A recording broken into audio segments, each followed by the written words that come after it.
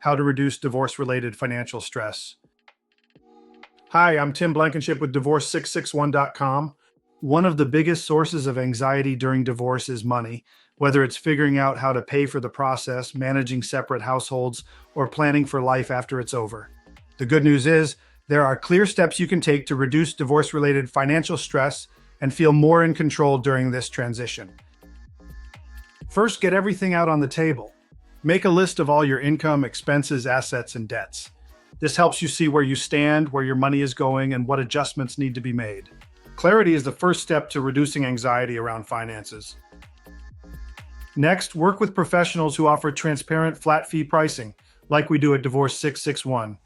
Knowing what your divorce will cost up front eliminates the fear of getting hit with surprise legal bills and helps you plan your budget around the rest of your needs. We worked with a client who delayed filing for divorce for over a year, simply because they were afraid of the unknown costs. Once we showed them exactly what to expect and mapped out a timeline with no hidden fees, they felt immediate relief and moved forward with confidence.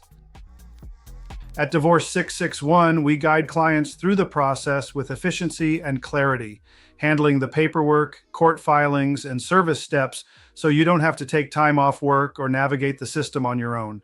That peace of mind matters when you're juggling everything else. Also consider using tools like budgeting apps or financial coaching to help you manage support payments, housing costs, and savings goals post-divorce. Small steps like tracking spending or automating bills can have a huge impact on your stress levels.